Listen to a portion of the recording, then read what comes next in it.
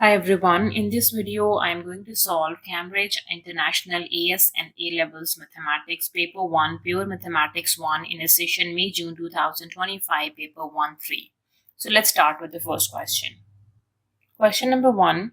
A curve has equation y equals to this.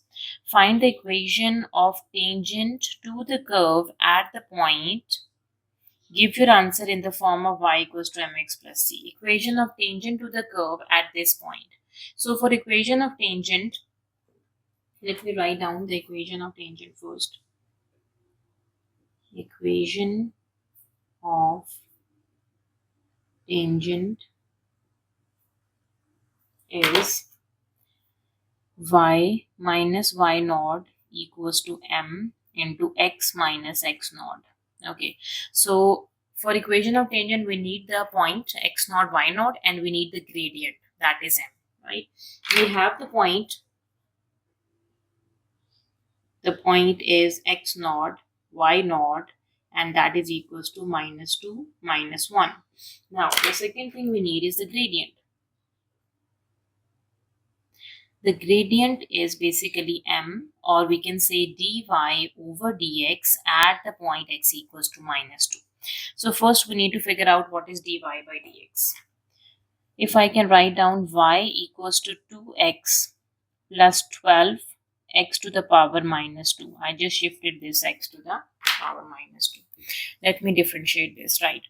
So 2 is a constant term, x derivative is 1, plus 12 is a constant term, x to the power minus 2, applying the power rule of differentiation. First write down the power, the base function, power minus 1, and the derivative of x is just 1. Okay, so what is the gradient at x is equals to minus 2, this point? 2 minus 2 times 12 is 24. X value is negative 2 to the power minus 2 minus 1 is minus 3. Let me simplify this.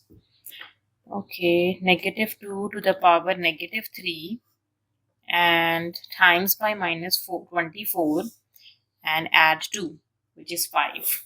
So that gradient is just 5. Now plug everything into the equation of tangent. This is x, we have x naught and y naught, which is minus 2 and minus 1. We have the m value, which is 5. Okay. Now the equation of tangent is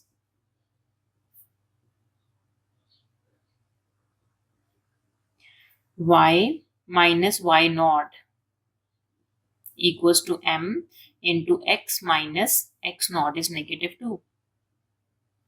So this is y plus 1 equals to 5 into x plus 2. But this is equation of tangent. But the question says we need to give the answer in this form, y equals to mx plus c form. So let me arrange this. We have y plus 1 equals to 5 times x, 5 times 2 is 10. So y would be equals to 5x plus 10, and shift the 1 on the other side becomes minus 1. Y equals to 5x plus 9. This is in the form of y equals to mx plus c. M is 5 and c is 9. Question number 2. The first two terms of a geometric progression are, this is the first term and this is the second term, where theta is an angle such that theta is between 0 to pi by 6. Given that sum to infinity of the progression is 1 by 2. S infinity we have given, which is 1 by 2. So we have given S infinity, which is 1 by 2. So in S infinity, our value should lies between 1 and minus 1. Okay. Alright. Now find the value of theta. We need to solve for theta. Give your answer in the form of sine inverse of some k, and k should be a rational number. Alright, now we have given the first and the second term of geometric progression. This is a geometric progression. So what is a common ratio for geometric progression? So to get the common ratio R, we can say the second term divides the first term. Okay, the second term is 8 sine cube theta divided by the first term is 4 sine square theta. Okay, now 4 times 2 is 8. Sine square is cancelled with sine square. So 2 sine theta is left. 2 sine theta. This is your R value. Okay. Now for S infinity, which is a over 1 minus r. S infinity is, a value is the first term, which is 4 sine square theta. 4 sine square theta over 1 minus r is 2 sine theta, and this would be equals to S infinity, which is given to us, which is 1 by 2. We need to simplify this equation and get the value of theta in the form sine inverse of k, and that k should be a rational number. Rational number is basically a number which is in the form of p by q, where q is not equals to 0. Okay. Now let me simplify. Cross multiply. This term is multiplying with 1. So 4 sine square theta. This term is multiplying with this 2. And 1 is multiplying with 1 minus 2 sine theta. Now 4 times 2 is 8 sine square theta equals to 1 minus 2 sine theta. Now 8 sine square theta plus 2 sine theta minus 1 equals to 0. Okay, this is look like a quadratic equation in sine theta, right? We can also factorize this. 8 times 1 is 8. Okay, and we need to just multiply to get add or subtract to get 2. 8 times minus 1 is minus 8. 2 times 4 is 8.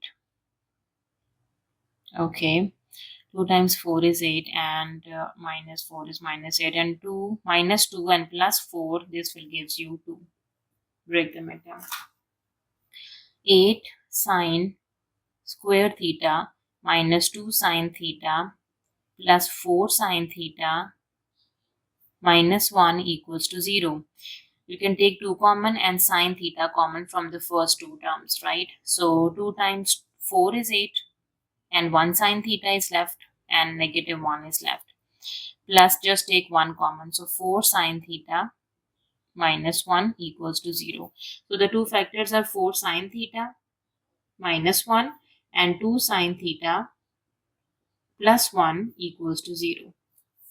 Okay, now put both factors separately equals to 0. Sine theta minus 1 equals to 0.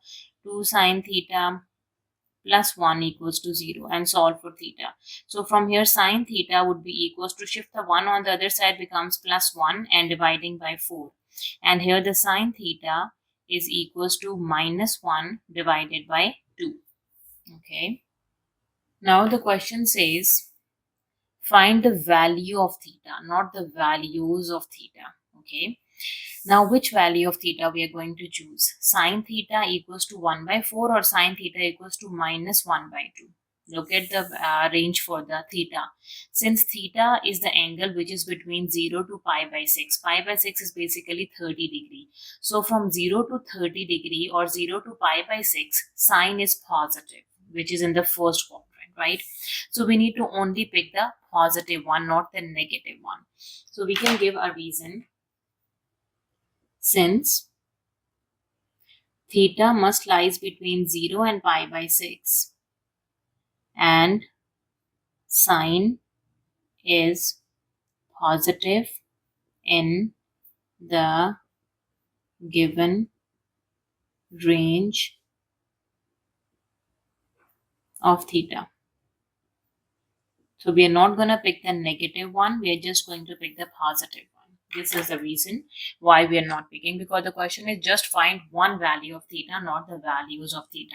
So it means we have to pick this one or this one. So according to the given domain or the given range for the value of theta, the theta should be between 0 and pi by 6 or 0 to 30 degree. And sine is positive between 0 to 30, or in the first quadrant sine is positive. 0 to 30 is basically lies in the first quadrant. And first quadrant sine theta is positive, so pick this value for the positive. So we can say sine theta is 1 over 4, or we can say theta is equals to sine inverse of 1 by 4, and we have to solve the value for theta in the form sine inverse of some k. Sine inverse of some k, and that k should be a rational number. So what is k over here? The k value is 1 by 4, which is a rational number in the form of p by q. Question number 3, given that this integral is 12, find the value of a constant a. Okay, So this integral we have given, this is a definite integral from 1 to 3, and its integration equals to 12. We need to solve for a. So let me do this. Okay, a should be a constant, right? Not depend on the x. So when we do integration 1 to 3, a is a constant into 4x minus 3, and shift the power 2 to the numerator becomes negative 2 and plus 2. This is dx. I'm solving this side first, okay?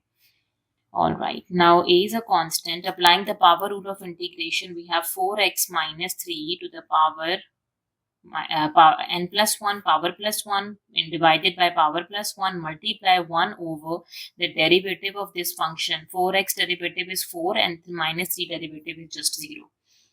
Plus 2, and a constant integration is just x. And this is from 1 to 3. Alright, further simplification give us a over this is negative 1. Minus 2 plus 1 is negative 1, and this is 4. So minus 1 over 4, and 4x minus 3 to the power negative 1 shifted to the denominator becomes positive 1 plus 2x. Now we can apply the limits. Okay, so upper limit is 3 and the lower limit is 1. So minus a by 4 into 4 into 3 minus 3 plus 2 into 3. This is the upper limit. Subtract the lower limit. Minus a by 4 into 4 minus 3 plus 2 into 1 is just 2. Simplify this form. Now in the denominator, 4 times 3 gives you 12. And 12 take away 3 is 9. And 9 times 4 is 36. So minus a over 36. 2 times 3 gives you 6. Minus a over, we have 4 minus 3 is 1. So 4 times 1 is 4 plus 2. Let me open the bracket. So minus a over 36 plus 6, minus times minus is plus, a over 4, and minus times plus would be minus 2. Simplify the a terms. Okay, so 6 take away 2 gives you 4. So the a terms is minus 1 divided by 36, and the other a term is plus 1 divided by 4. So the a term is 2 by 9 of a and plus 2 plus 4. 6 take away 2 gives you 4. Okay, now put it equal. We can say now this integral, we have done with the solution of this integral. The integration of this integral is this, which is 2 over 9a plus 4, that is equals to 12. We need to solve for a. To solve for a, we can say 2 over 9a equals to 12 take away 4. So that is 8. So from 12 take away 4, yeah, it's 8. So a would be equals to 8 is as it is, just the reciprocal. So multiply by the reciprocal of 2 by 9 is 9 over 2. Okay, 8 times by 9 divided by 2, which is 36. So here the a value is 36. So the constant a is 36. Question number 4, part A. Find the first 3 terms in the expansion in the ascending powers of x. Ascending powers means the increasing powers of x. X to the power 0, x to the power 1, x to the power 2. So these are the first 3 terms. So let me expand the first 3 terms. We can say the first 3 terms are, so the first term is 2 to the power 5 plus 5c1. The first term power is reduced by 1, and the second term, its power is just 1. Plus 5c2. The first term power is again reduced by 1, 5, 4, and 3. And the second term power is increased by 1. So it is 1 before, now it's 2. So these are the first 3 terms. So let me simplify. 2 to the power 5 is 32. What is 5? Sorry, 5c1 is 5. 2 to the power 4 is 16. Yes, it's 16. Into minus 3 by 2 and x. 5c2 is 10. 2 cube is 8. Minus times minus is plus. 3 times 3 is 9. 2 times 2 is 4 and x square. Simplify this further. So it is 32. Okay. 5 times 16 times minus 3 divided by 2 is negative 120x. And this term is 10 times 8 times 9 divided by 4 is 180x squared plus 180x squared. So these are the first three terms in the ascending powers of x. Moving to part B, use your answer to part A with a suitable value of x to find an approximation for 1.985 to the power 5. Okay, so we need to use the answer to part A. So to part A, the answer is 2 minus 3 over 2 x to the power 5. This is 32 minus 120x plus 180x square. Okay, with the suitable value of x, find an approximation to 1.985 to the power 5. So this to the power 5 and this to the power 5. So we need to do a comparison. What does it mean?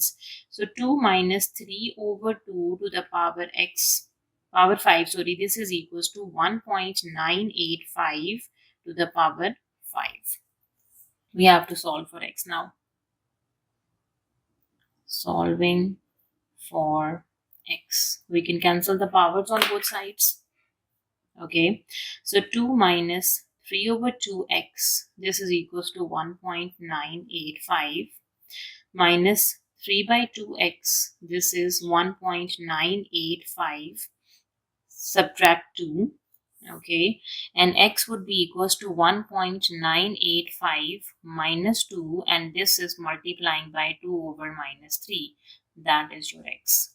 Because first thing is to shift the 2 on the other side becomes minus 2, and the next step is multiplying by 2 and dividing by negative 3. 1.985 minus 2 times it by 2 divided by negative 3. This is 0.01. So this is a suitable value of x, right? So we have used the answer for part A. We have done with the suitable value. Now we need to find the approximation. So just plug the value over here and find out the approximation. Right. Let me simplify. So we can say 1.985 to the power 5. This would be equals to, so this whole thing is 1.985 to the power 5. Okay. Now, so what is x in this case? X is this, right? So this is 32 minus 120 into 0.01 plus 180 into 0.01 square. This is 32. Okay, 120 times 0.01 is minus 1.2, and 180 times 0.01, square plus 0.018. So 32 minus 1.2 and plus 0.018, the answer is 30.818. So this is the approximation. Question number 5. Solve this equation for theta is between minus 180 to plus 180. So the equation we have is in the form of sine, tangent, and cosine. Okay. This is 4 sine theta. Tangent is sine theta over cos theta. Right? So the ratio for tangent, we know that tangent is sine over cos. That is equals to 1 plus 5 cos theta. Okay. Simplify this further. This is 4 sine square theta. Sine times sine is sine square, and this cos is multiplying on the other side. So cos theta into 1 plus 5 cos theta.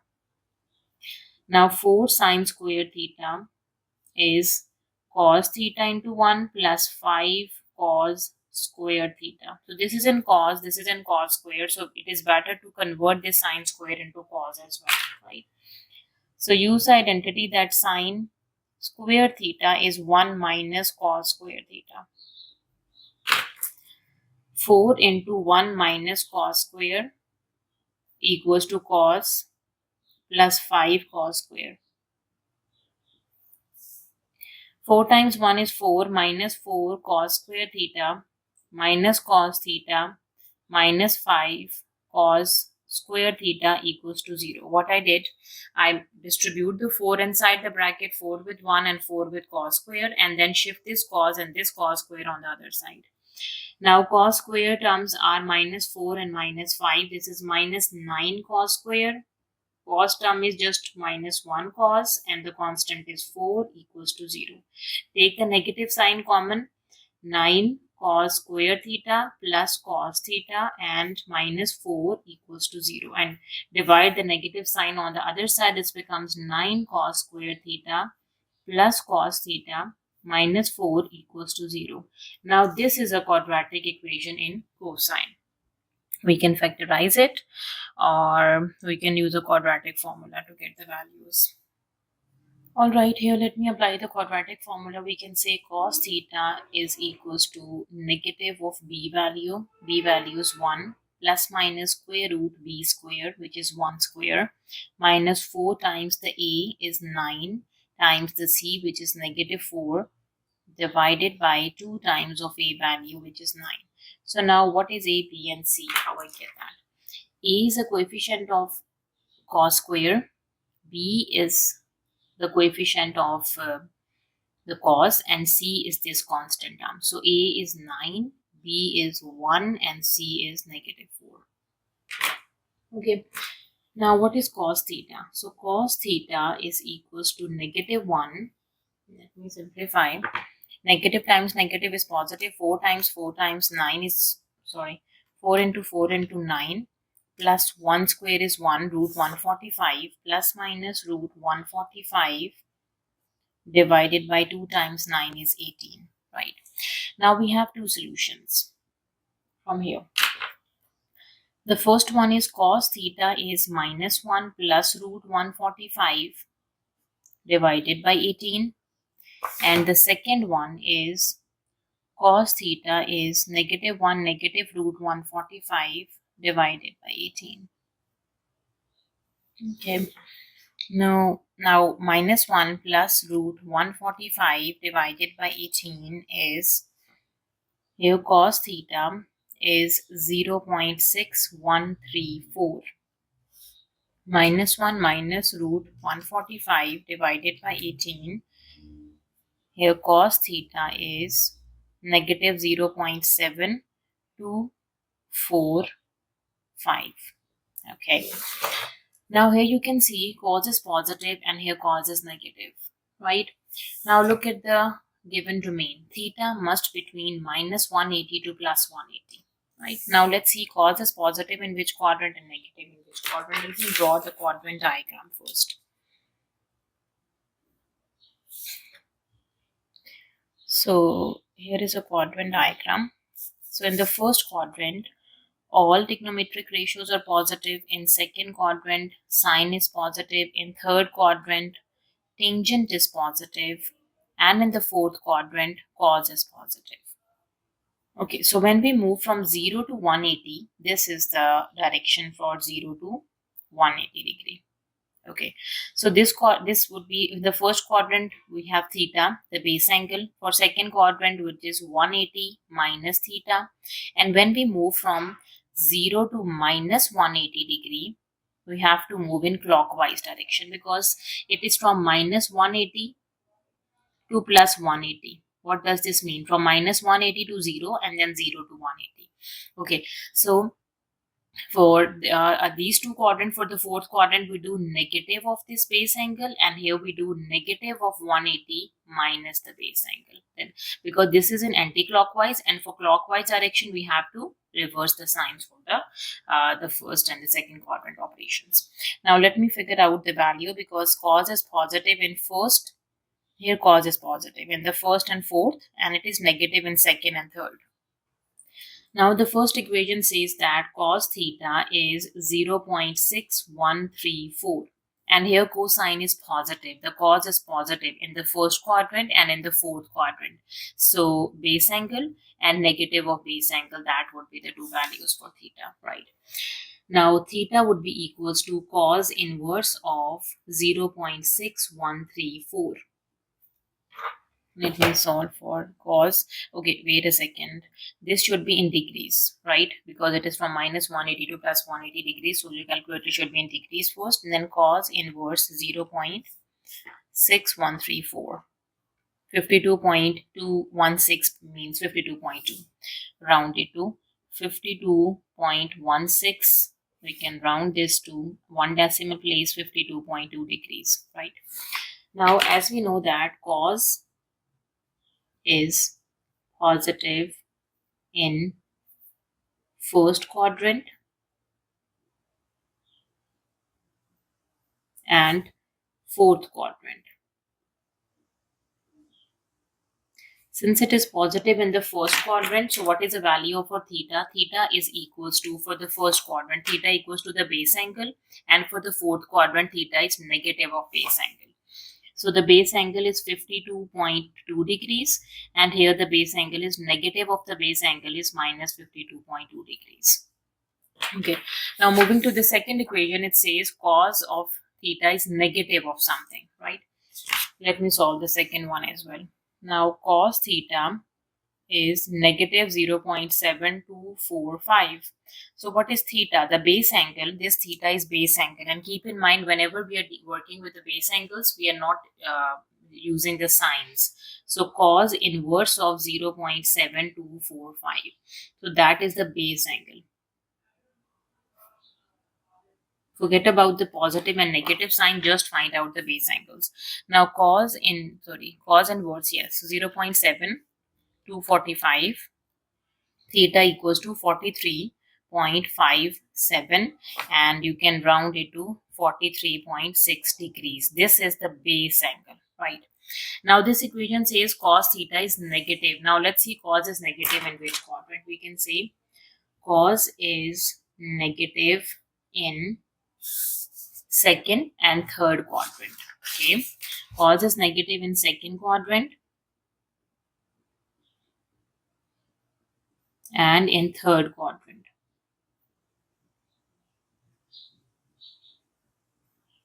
Okay, now for the second quadrant, what is the value for theta? The theta value is 180 minus that base angle. Okay, which is 180 degree minus the base angle is 43.6 degrees. And for the fourth quadrant, minus of 180 minus base angle, minus 180 degree minus the base angle. Okay, let me simplify. 180 minus this base angle, which is 136.4 degrees, and here minus of 136.4 degrees. Now we have four solutions.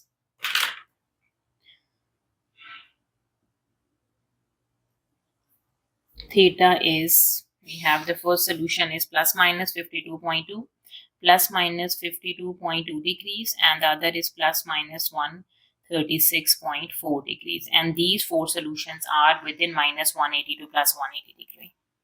Question number 6. An arithmetic progression has a first term a. So the first term is a.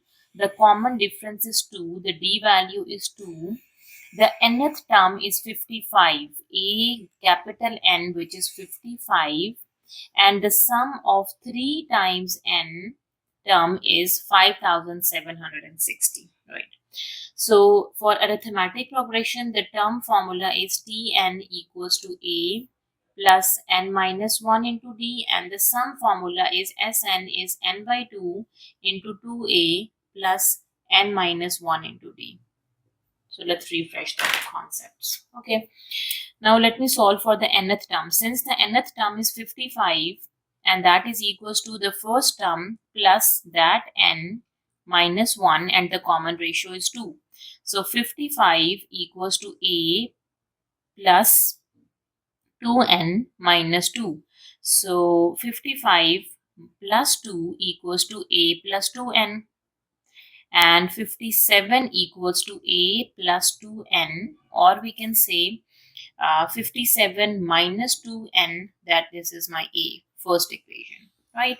Now use a concept for the sum, right?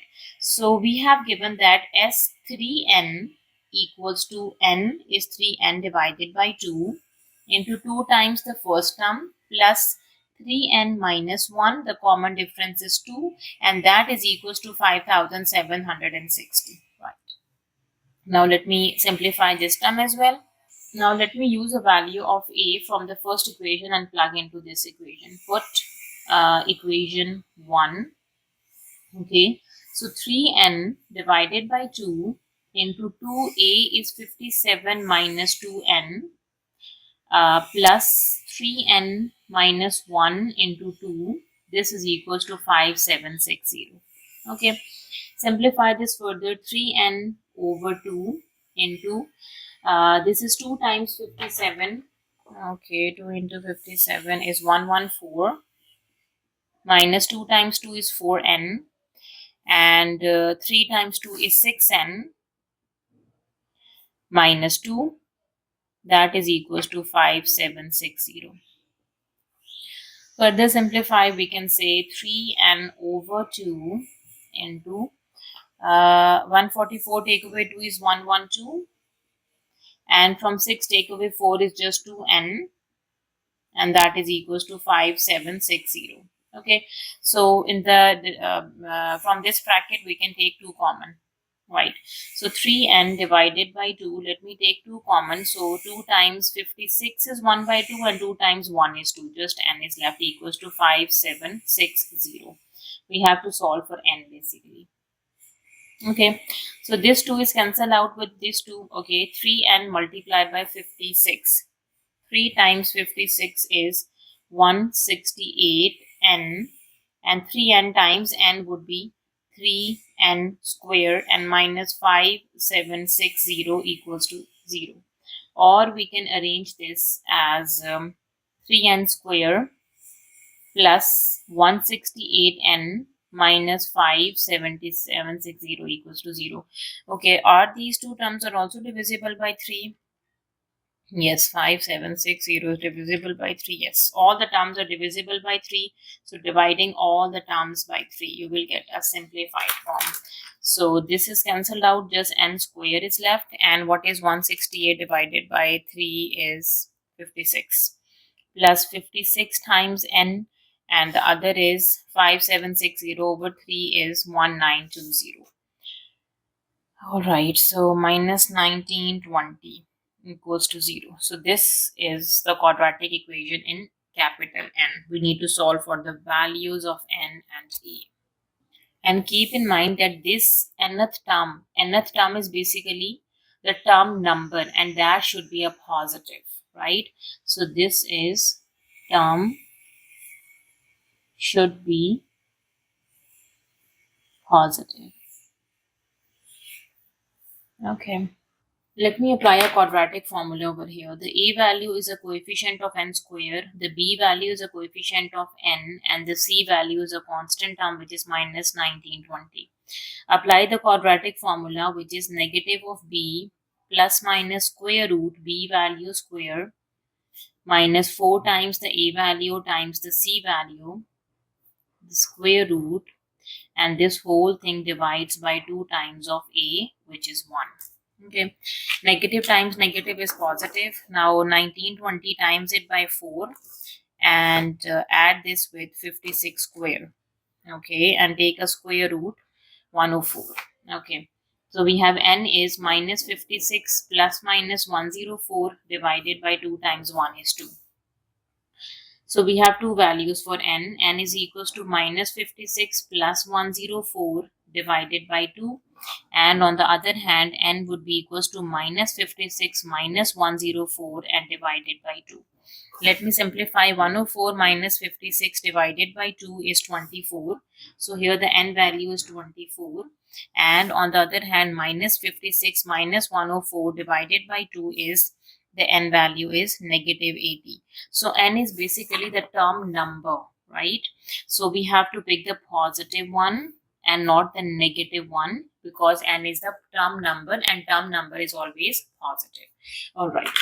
Now put n is equals to 24 in equation 1. So when n value is 24, what is the a value? You can see this equation 1 contains n, right? So what is a in equation 1 is 57 minus 2 into n. Okay, so 2 times 24 is 48. So the a value is 57. Take away 48, which is 9. Yeah, the a is 9.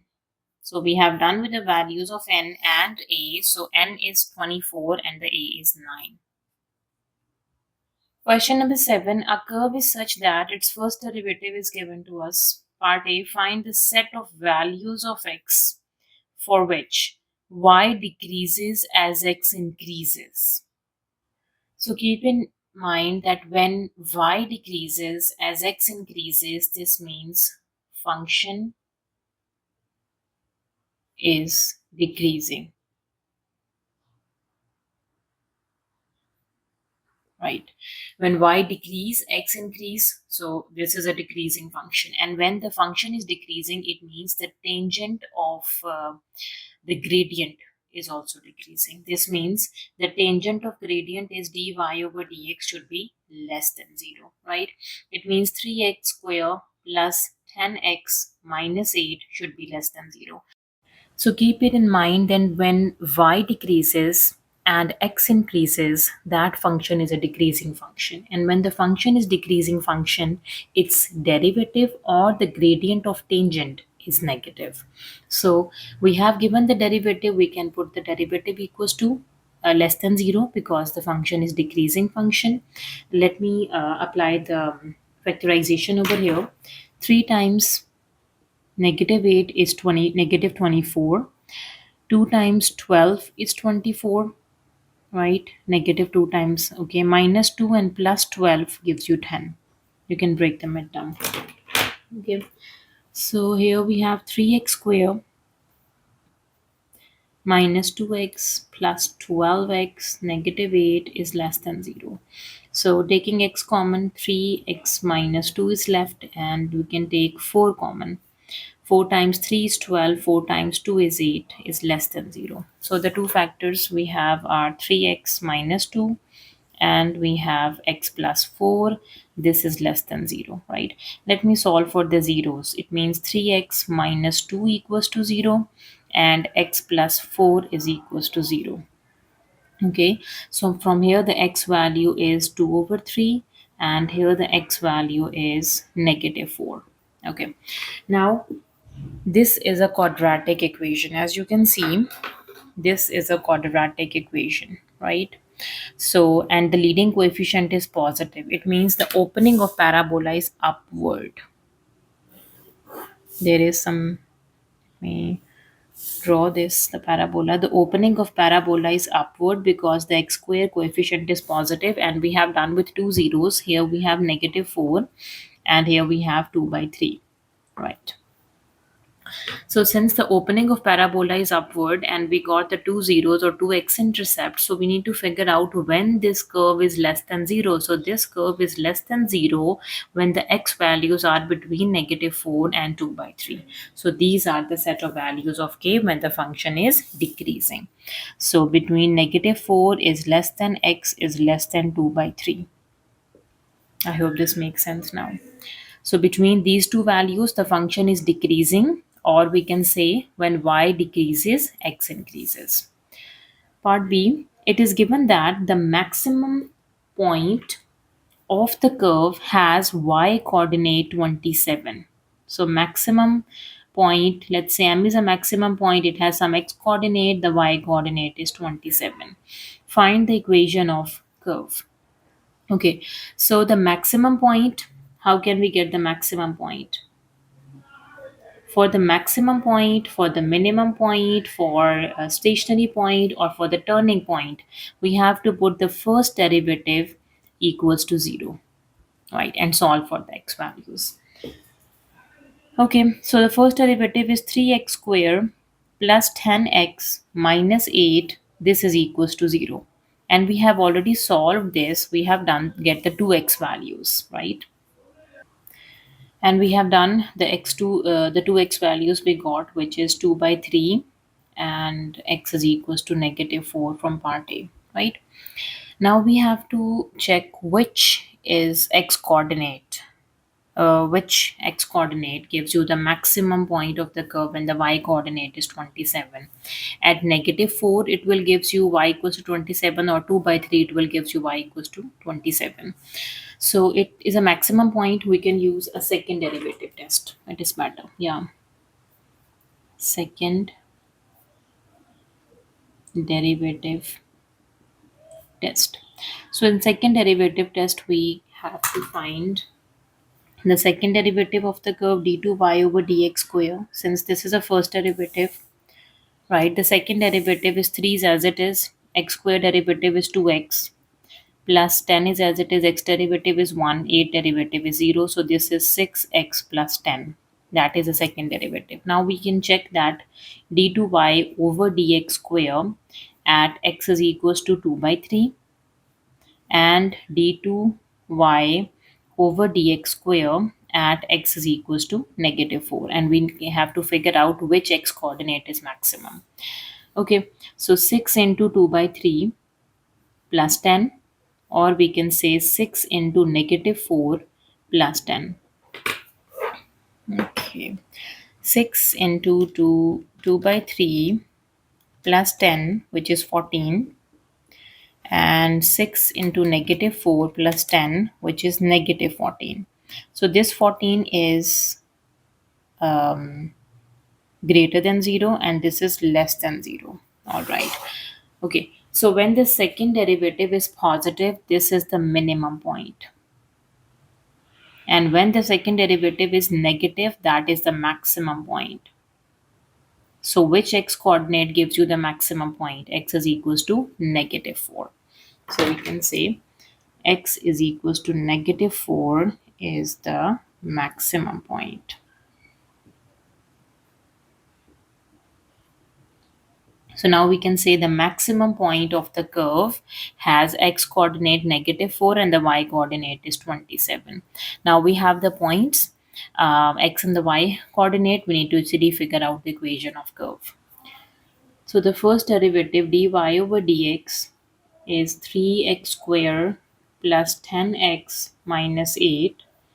Taking integration on both sides to get rid of this derivative with respect to dx, you will get y, which is the equation of curve. So 3 is as it is. X square integration is x to the power 3 over 3 plus 10 is as it is. X integration is x to the power 2 by 2 minus 8x plus some constant of integration because this is indefinite integral. Now y would be equals to x cube. 2 times 5 is 10x square minus 8x plus some constant of integration. As we know that negative 4 and 27 is the maximum point of the curve, right? So if it is a maximum point of the curve, it means it must lies on the curve. So it must satisfy this curve, right? So let me substitute the point. Y is 27, which is x is minus 4 cube plus 5 minus 4 square minus 8 into minus 4 plus c, the constant of integration. Let me solve.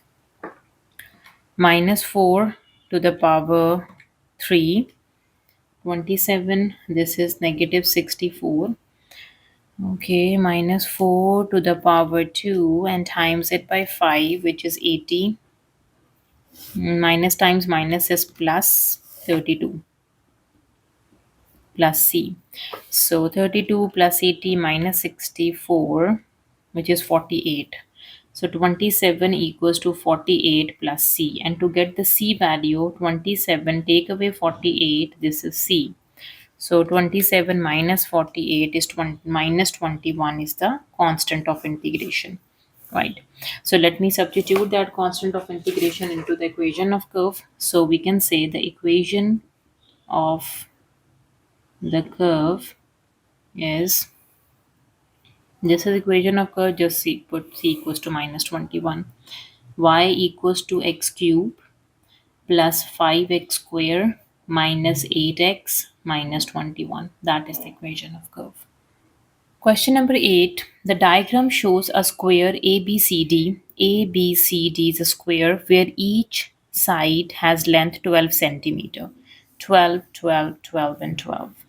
Point E and F. This point EF lies on the sides BC and CD respectively and are such that B to E is one third of BC. Since BC is 12, right? B to C, this length is 12. So what is one third of 12? So 12 by 3, that is 4. And this length is 8. 4 plus 8 gives you 12. And D to F is also one third of DC. So this length is 4. This length is 8. And the whole gives you 12. Okay. The arc EF, E to F is an arc, is a part of a circle with the center E. The shaded region is bounded by the arc EF and the line segment EC and FC. Part A showed that the size of angle EAF, EAF, this angle is 0.9273 radians, correct to four significant figures.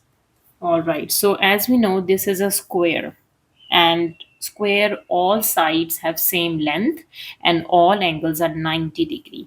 So this angle is 90 degree. This is in radians. So what is 90 in radians? 90 degrees basically equals to pi by 2. So this angle is pi by 2. Now you can see ADF is a right angle triangle. ABE is a right angle triangle. Let me solve for this angle and this angle in terms of radians. So first let me convert my calculator into radian mode. Okay. Now you can see for right angle triangle we can use the trigonometric ratios. So Katwa. So for this angle, the front side and the adjacent side. The front side is opposite and adjacent, right?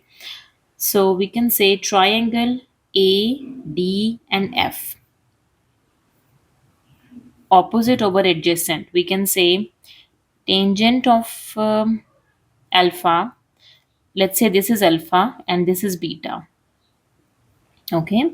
So tangent of alpha and that is theta. Tangent of alpha and the sum of alpha, beta, and theta is 90 degree or pi by 2. Okay. Opposite over adjacent, which is 4 over 12. And that is also equals to for the triangle ABE, that tangent of beta is opposite over hypotenuse. This is also equals to tangent of beta, right? 4 by 12 is 1 over 3. So what is alpha or beta? This is equals to tangent inverse of 1 by 3 in radians. Tangent inverse 1 over 3 is 0.321750 radians. 0.3218 up to four significant figures. Yes. Now we have alpha, we have beta, easily find out the value for theta. So as we know that pi by 2 is a sum of alpha plus beta plus theta. So what is theta over here? Theta is basically from pi by 2 subtract alpha subtract beta. So from pi by 2 subtract 2 times of this is 2 alpha and beta. So 0.3218. Okay, times it by negative 2 and add pi by 2, 0.92729 up to four significant figures 1, 2, 3, 4. So this becomes 3. So here we have it is proved, we can say 0.927 and 3. Theta is 0.9273. So it is proved that angle. Moving to part B, find the parameter of the shaded region. So for the parameter, we have FC, we have EC, which is 8 and 8. We don't have this arc length. Arc length is radius times theta. We have the theta, but we don't have the radius. So first we need to figure out what is the radius. Since it is a right angle triangle, ADE F or ABE is a right angle triangle, we have the base and the perpendicular. We can easily find out the hypotenuse by using Pythagoras theorem. So AF, that is the radius, AF square equals to 4 square plus 12 square. So what is AF? 4 times 4 is 16, 12 times 12 is 144, and the square root, that is the radius. 16 plus 144, and root of 160 is 4 root 10. That is the radius. 4 root 10. This is the radius of arc. 4 root 10, or here is also 4 root 10. Okay, so we have the radius. Let's find out the arc length. So here we can say the arc length EF is radius times theta. Radius is 4 root 10 and theta is 0.9273, up to 4 significant figure. This is multiplying with 0.9273, 11.7. 11.73 is the arc length, right? Now to get the parameter, parameter is the sum of the arc length and 8 plus 8. So we can say 8 plus 8 plus 11.73. So add up with 8, add up with 8. 27.73. Or we can round it to 27.7 centimeter. That is the parameter. Moving to part C, find the area of the shaded region. Okay, the area. So to get the area of the shaded region, as you guys can see, from the area of the whole square, you need to subtract the area of a sector and area of these two triangles, right? So we can say shaded area, area is area of square minus area of two triangles and minus area of sector, because that is the sector of a circle. So now the shaded area becomes area of a square is 12 times 12. This subtract with area of two triangles. Area of a triangle is half base times height. So what is the base of the triangle? 4, and the height is 12, which is 4 into 12. And these are basically two same triangles. So times it by 2 minus area of a sector, half radius square theta. Half radius is 4 root 10, its square, and theta we have done is 0.9273. Let me simplify all of them. Okay, 4 into 12 into 2 divided by 2. So this 2 is cancelled out with 2, 48 is left. 144 minus 48, because 12 square is 144. 12 into 12 is 144, yes. Okay, now 4 root 10 square, 160, times 0.9273 divided by 2, minus 74.184 times minus 1. Okay, minus 48 and add 144. That is the area, 21.816. Or we can say the area is 21.8 centimeter square. That is the shaded area. Question number 9. 3 points P, Q, and R have coordinates. This is for P, this is Q, and this is R. Where K is a constant. This K is a constant. It is given that the angle PRQ is a right angle. Alright, since we have given that PRQ is a right angle, let me draw this. So PR and Q, this is a right angle. We have P over here, R over here, and Q. So if PRQ is a right angle, it means the line PR is perpendicular to the line RQ. And when two lines are perpendicular, their slopes are negative reciprocal of each other, or the product of slopes equals to -1.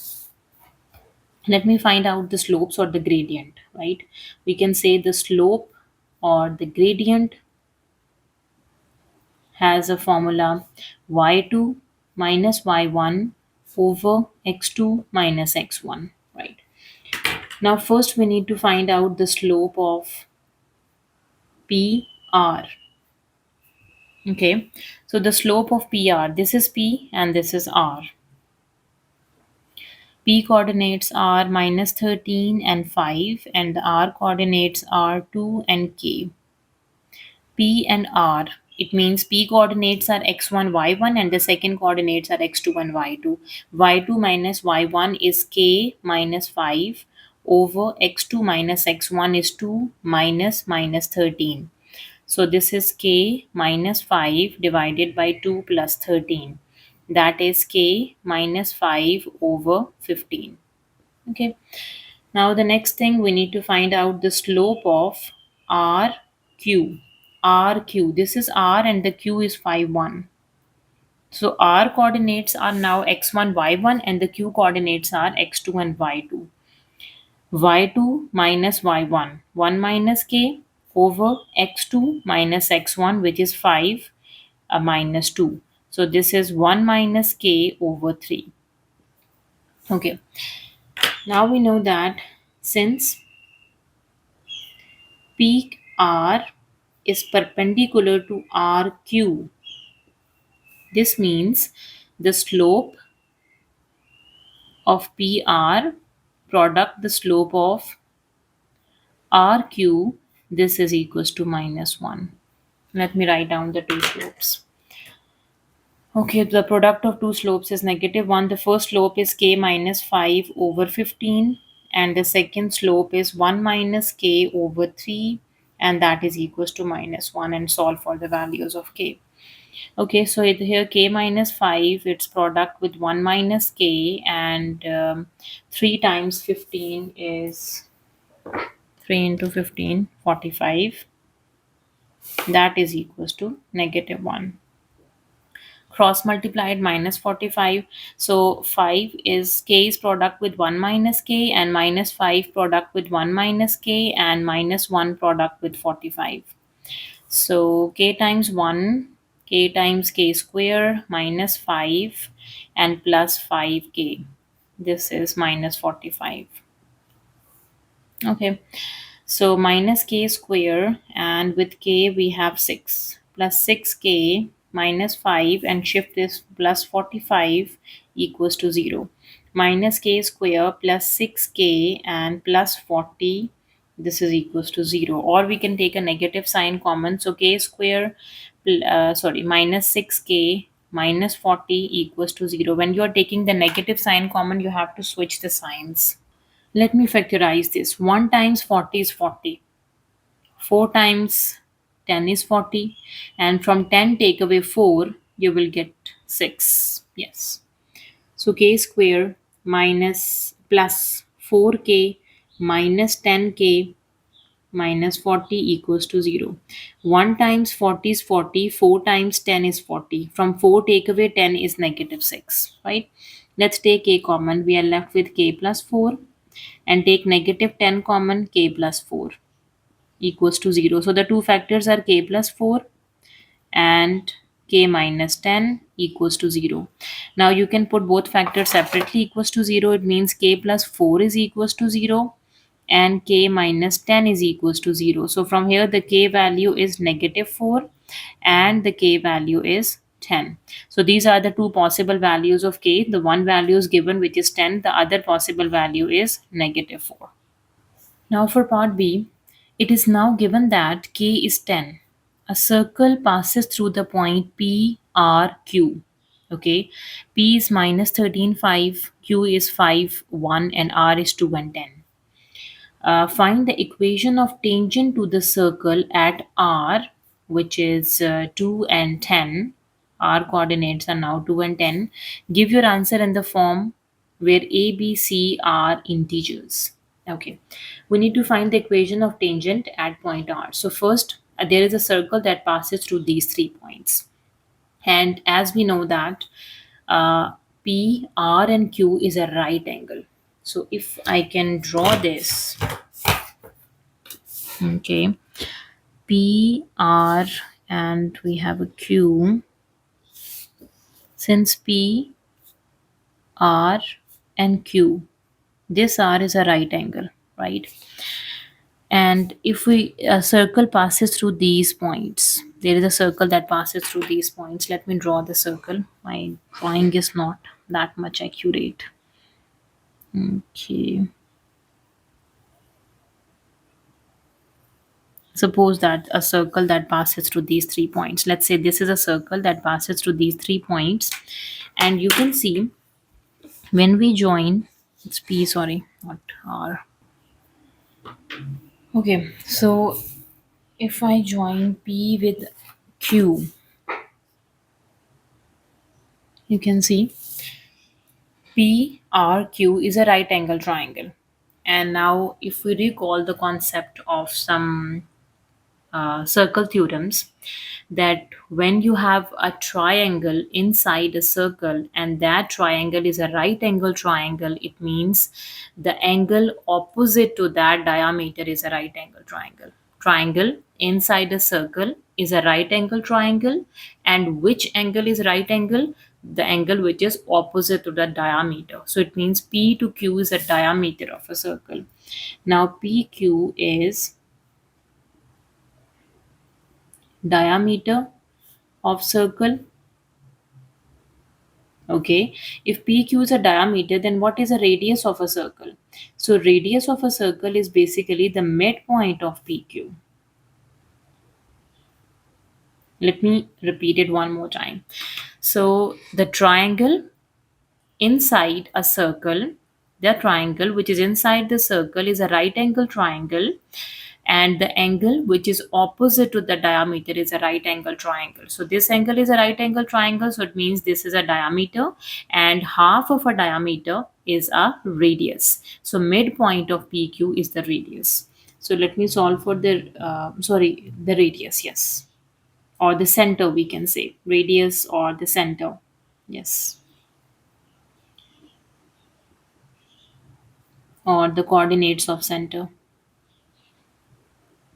coordinates of center. We can get the midpoint of PQ. Midpoint is means the adding the x components, dividing by 2, add up the y components and dividing by 2. So add up minus 13 plus 5 divided by 2, add up 5 plus 1 and divided by 2. Here we will get the center, coordinates of center of a circle. This would be the center of a circle, right? This is a radius, this is a radius. Negative 13 plus 5 divided by 2, which is minus 4, and 5 plus 1 divided by 2 is 3. So minus 4 and 3, this is the coordinates of center of a circle. Now we have the coordinates for the center of a circle and we have a coordinates for R. Now we need to figure out the equation of tangent to the circle at point R. Now the next concept I'm going to use, that the tangent is, if I can draw the tangent at the point R, this is a tangent. Tangent touch the circle at one point, right? And we know that the gradient of tangent and the gradient of radius, this is perpendicular to each other, right? So let me find out the gradient of radius. Gradient of radius, which is RC is the radius, the gradient of RC, y2 minus y1 over x2 minus x1. We have R, we have C. This is R 2 and 10, and C is minus 4 and 3. So what is the gradient of radius? x1, y1, x2, y2, 3 minus 10 over minus 4 minus 2. 3 minus 10 is minus 7 over minus 6. So 7 over 6 is the gradient of radius. Since radius is perpendicular to the tangent, you can say radius is perpendicular to the tangent. What does this means? So we can say the gradient of radius, tangent is gradient of tangent at r is negative, and the reciprocal of 7 over 6 is 6 over 7. Now we have done with the gradient of tangent. Now equation of tangent,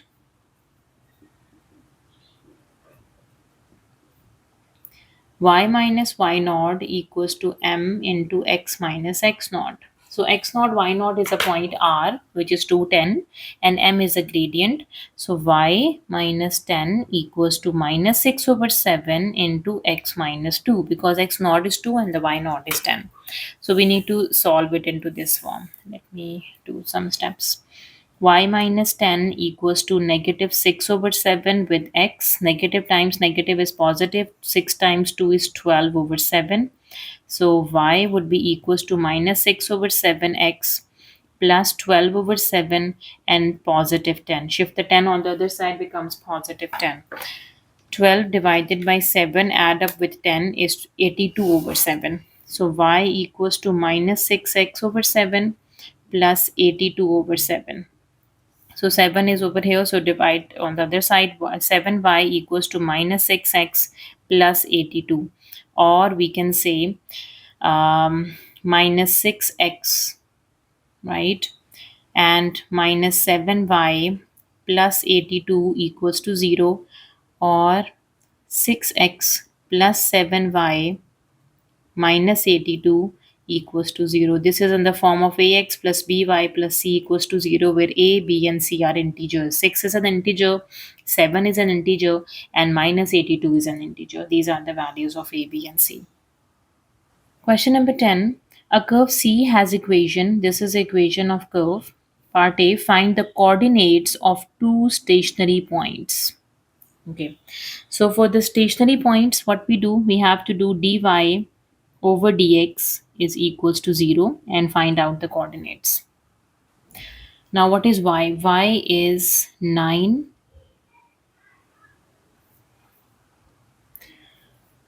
2x minus 5 to the power negative 1 plus 2x and minus 5. This is your y. Let me take the first derivative. What is dy over dx? So 9 is a constant term. This is x term. Applying the power rule, first write down the power, the base function, power minus 1, and the derivative of 2x minus 5 is just 2, plus 2 is a constant, x derivative is 1, and the 5 derivative is 0. So dy over dx is 9 times 2 is 18, and with minus 1 is minus 18 over 2x minus 5, its whole power is 2. And just 2. That is the first derivative, right? Now for stationary points,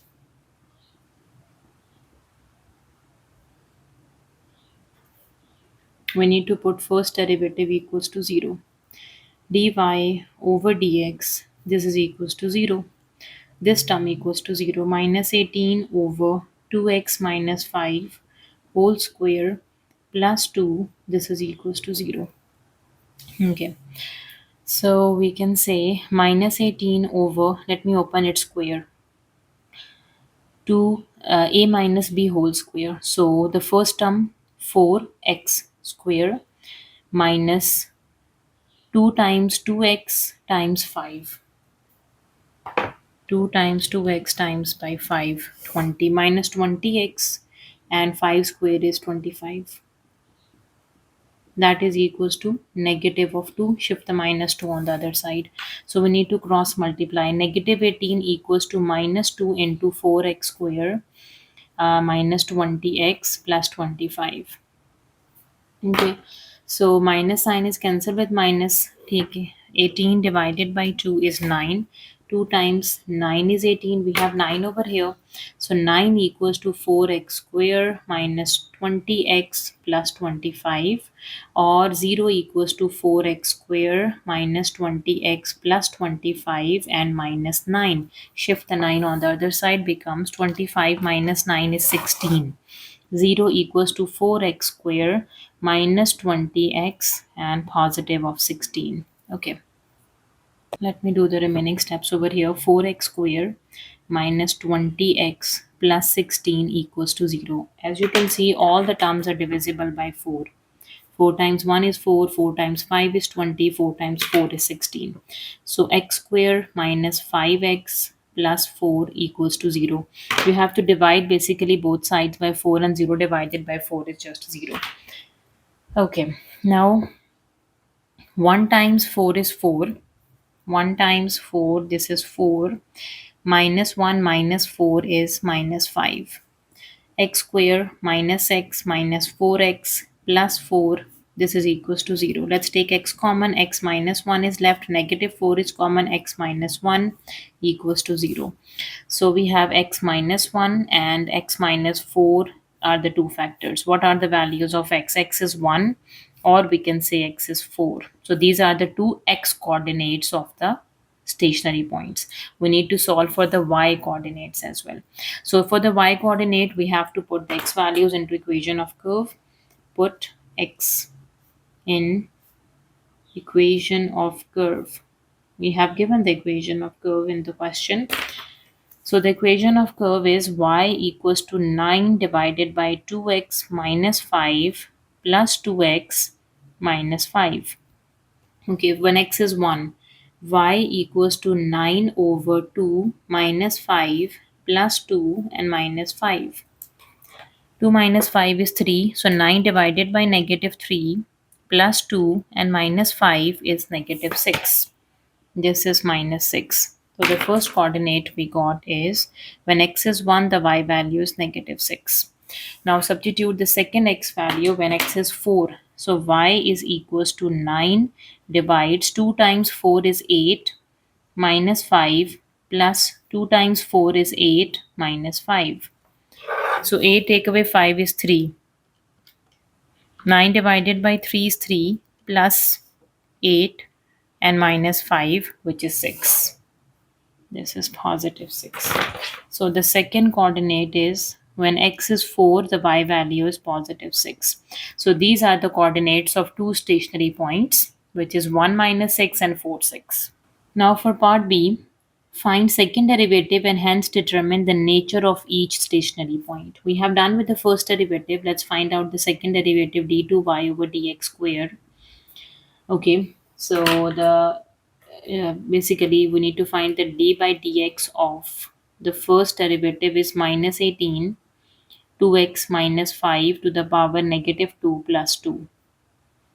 This is your first derivative. I basically shift the 2 to the numerator, becomes make up negative power. Okay, apply the derivative. So d2y over dx square, this is negative 18 is outside. First apply the power, the base power minus 1, the derivative of base, and the 2 is a constant term, its derivative is 0. Now negative times negative is positive, 18 into 2 into 2. 18 into 2 into 2, which is 72. So that is 72 over 2x minus 5, its whole cube. This is the second derivative, right? Now we have two stationary points, which is 1 minus 6 and the other is 4 6. Let's check its nature. So the second derivative at 1 minus 6 and the second derivative at 4 6. 72 over when x is 1. So 2 times 1 is 2 minus 5 whole cube, and 72 over 2 times 4 is 8. 8 minus 5 its whole cube. This is 72 over 2 minus 5 is negative 3 minus 3 cube, and 72 over 5 minus 3 is 3 cube. This is 72 over minus 27, and here 72 over 27. 72 divided by 27 is 8 by 3, minus 8 by 3, and this is 8 by 3. So this is negative less than 0, this is positive greater than 0. When the second derivative is negative, that point is maximum. And when the second derivative is positive, that point is minimum. So this is a maximum point of the curve, and this is a maximum stationary point. 1 and minus 6 is a maximum stationary point, and 4 6 is a minimum stationary point. Now for part C, the curve C is transformed to the curve C1 using the translation followed by the reflection in x-axis. So the C curve transformed to C1 by two transformation. One is a reflection and the other one is a translation, right? Number one, state the coordinates of maximum point of C1, right? What is the maximum point of C1? So there are two transformations applying on the curve C to get the curve C1. The first transformation is a translation. The horizontal translation is -3, the vertical translation is 7, and reflection in x-axis. Okay. So this is the important concept, that the reflection in x-axis. So if I can draw it over here. Okay. Let's say I have a curve. This is my curve. This is my curve, right? C. Let's say this is C. So when I reflect the C in x-axis, so what is a reflection in x-axis? So you have to reflect the curve in x-axis. This would be the reflection in x-axis. This is my C1, right? So we need to find the maximum point of C1. So this would be the maximum point of C1. So maximum point of C1 is basically use the minimum point of C and do the reflection in x-axis, you will get the maximum point of C1. So this key point, maximum, will confuse most of the student that they have to pick the maximum point of C. No. So basically the curve C is transformed to get C1 when you apply the series of two transformation, the reflection, the translation, and the reflection, right? So if you have a curve C, right, and when we in x-axis, right, so this is a x-axis, when we reflect this curve C along x-axis, you will get the curve C1, right? So the minimum point of C turns to the maximum point of C1, right? So what is a minimum point of C? Minimum point of C. We have done this. Minimum point of C is 4 and 6.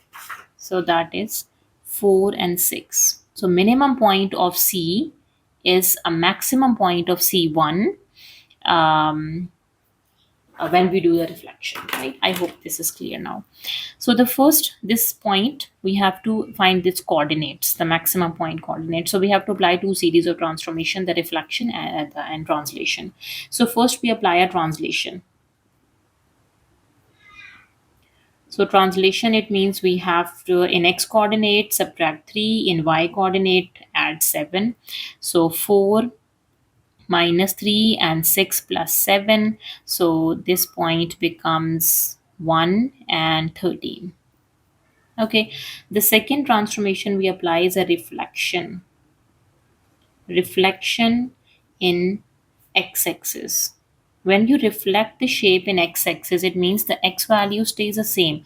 Just y from positive reflect to negative. The y coordinate becomes negative. So when you do x coordinate stays the same, the y is reflected. So this is a coordinate of maximum point of C1, which is 1 and -13. I hope this thing is clear now, right? Because most of the students will get confused to get the maximum point of C1. They pick the maximum point of C. But you have to first look at the transformations. Translation doesn't affect the coordinates, but reflection affect it. When you reflect any shape along x-axis, their minimum changes to maximum. So pick the minimum of C to get the maximum of C1. Moving to the second part, find the equation of C1 in the form where A, B, C, D, and E are integers. Okay, so what is the equation of C? Equation of curve C. So equation of curve C is y is equals to 9 over 2x minus 5 plus 2x minus 5. Okay. Now the first transformation we apply is a translation. So when we apply a translation which is negative 3 and 7, so horizontal translation is always add or subtract with the is always basically x minus of that horizontal translation in the x values, and the vertical translation is just add up at the end of the function.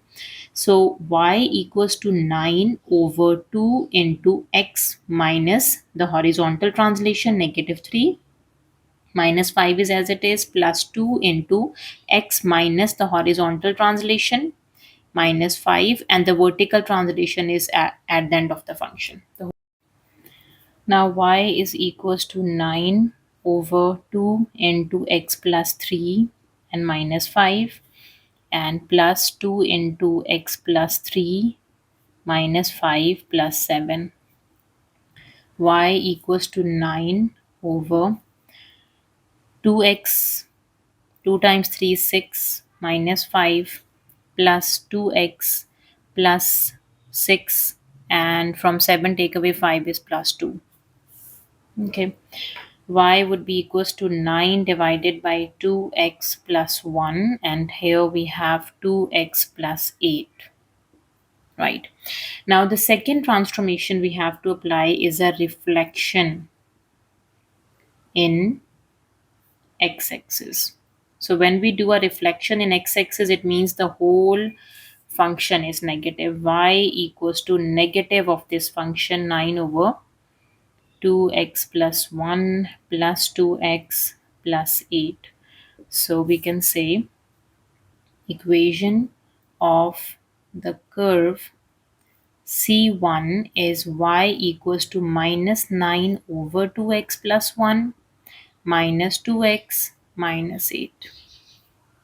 Question number 11. The function f is defined by f of x equals to x square plus 4ax plus a, where r for all x belongs to all real numbers and a is a constant.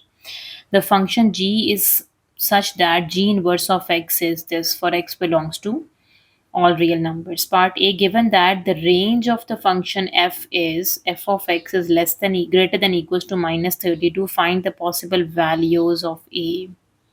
Okay. Okay, as you can see, the f of x is a quadratic function. This is a standard form of a quadratic equation, ax square plus bx plus c, right? So f of x is the standard form of a quadratic equation, and to get its range, we have to convert the standard form into vertex form. So the first step is the vertex form of f of x. Okay. To get the vertex form of f of x, we have f of x is equals to x square plus 4ax plus a. The first step is to take the coefficient of x square common from the first term and the second term, and the third term constant term is outside. Now the second step is to take the coefficient of x. So x coefficient, as you can see, is 4a divided by 2. 2 times 2 is 4, that is 2a. Take its whole square, which is 4a square, add and subtract inside the bracket. X square plus 4ax plus 4a square minus 4a square plus a is outside. Okay, now combine the first three terms. X square plus 4ax plus 4a square minus 4a square is outside and plus a is outside. Now complete the square. The first term square, the second term square, a square plus 2ab plus b square. So this is x plus 2a whole square. When you do x square, 2a square is 4a square, and 2 into 2a into x is 4ax, right? And here we have minus 4a square plus a. So that is the vertex form of a quadratic equation, right? This is a vertex form. And what is a vertex? Vertex is the coordinates, right? The vertex is minus 2a and a minus 4a square. This is the vertex, right? The x coordinate of the vertex is minus 2a and the y coordinate of the vertex is this. If I can write down the standard form, vertex form, y equals to a into x minus b plus c, right?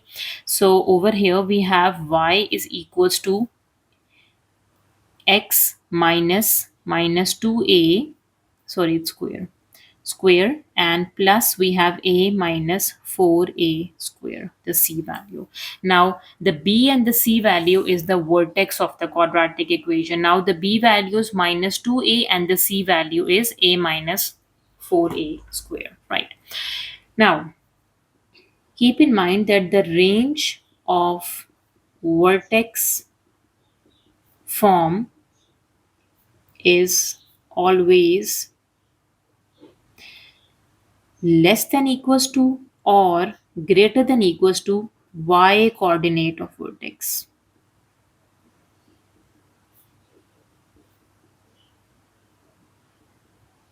So less than and greater than depend on the leading coefficient. So as you can see here, the leading coefficient is positive, so it should be greater than equals to. Why? Because the leading coefficient is positive. Because leading coefficient is positive.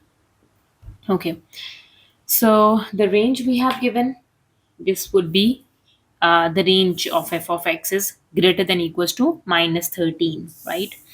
So it means the y coordinate of vertex should be greater than equals to negative 13. The y coordinate of the vertex is this 4 a minus 4a square. So y coordinate of the vertex is a minus 4a square. This should be greater than equals to minus 33, as we have given that the range of f is greater than equals to minus 33. So it means for the range of vertex form is always less than equals to or greater than equals to y coordinate of vertex. Okay, so let me solve for a. Solve for a. Now a square minus 4a square plus a equals to negative 33. Minus 4a square plus a plus 33 equals to 0, or 4a square plus minus a minus 33 equals to 0 by taking a negative sign common. All right. Now we can find out the factors. 4 times 33. Okay. Let me solve by quadratic equation. Yeah, quadratic formula, right? This is the quadratic equation in a. The quadratic formula, the first term is 4, the second term is minus 1, and the constant term is minus 33. A is a coefficient of x square, b is a coefficient of a or x, and c is just a constant term. So a would be equals to minus b plus minus square root b square minus 4 times the a value, the first value, into the c value, the square root, and divided by 2 times of a value. So what is a? Simplify, it's 1. Okay, we have negative times negative is positive, 4 into 4 into 33. Okay, and plus 1 square is root of 5, 29 is 23. So plus minus 23, 2 times 4 is 8. So we have two possible values of a. 1 plus 23 divided by 8, which is 3. So from here the a value is 3, and 1 minus 23 divided by 8, so the a value is negative 11 over 4. So these are the two possible values of a. We need to find out the possible values of a, which is 3 and negative 11 by 4. Question now for part b. Given instead that g of 0 is 96, find the value of a. Okay, this is my question now for part B of 11. We have f of x, we have g inverse of x, not g of x. Okay. Here first we need to solve for g since we have given g inverse, right? So the first step is solving for g. Solving for g of x, the function g of x, right? So we have to put y equals to g inverse of x, which is 2x minus 4. Its cube root is basically the power 1 over 3, right? Now switching the variables, x would be equals to 2y minus 4 to the power of 1 by 3. Now to solve for y, what we have to do, taking the power 3 on both sides. So this 3 and 3 by 3 is cancelled out. We can say x cube would be equals to 2y minus 4. So x cube, shift the 4 on the other side, plus 4 would be 2y. And to solve for y, x cube plus 4 divided by 2, this is your y, or we can say g of x. So we got the g of x. Now, what is g of 0? G of 0 is 0 cube plus 4 divided by 2. So this is 4 by 2. 2 times 2 is 4, which is 2. So if g of 0 is 2, g of 0, this is 2, right? So from here, g of 0, that is 2. So what is g of 2 now? G of 2 is 2 cube, which is 8, plus 4 divided by 2. 8 plus 4 over 2. 12 by 2, 2 times 6 is 12. And we need to find out f of 6 now. F of x is given, right? F of 6. 6 cube plus 4a into 6 plus a. This is equals to 96. Okay. Let me write this down again. F G G of 0 is 96. Okay, so f g, what is g of 0? G of 0 is 2. Of 2 is 96. Okay, now f, what is g of 2? G of 2 is 6. F of 6 is 96. What is f of 6? F of 6 is 6 cube. What is 6 cube? 216. 216 plus 24a plus a is 96. We have to find the value of a. So this is 25a equals to 96 minus 216. 96 minus 216 is minus 120. So what is a? Minus 120 divided by 25. Minus 24 over 5. Wait a second. It's a square, not cube. I messed up. 6 square is just 36. Because in function it is x square 4ax plus a, right? So this is square. 6 square is 36. And shift the 36 on the other side. From 96 take away 36. That is 60. And then 60 divided by 25 is 12 over 5. So this is a value of a, which is 12 by 5. Okay, that's the last question of our paper. If you have any queries, please let me know in the comment section, and please subscribe to my channel. Thank you for watching. See you next time. Take care.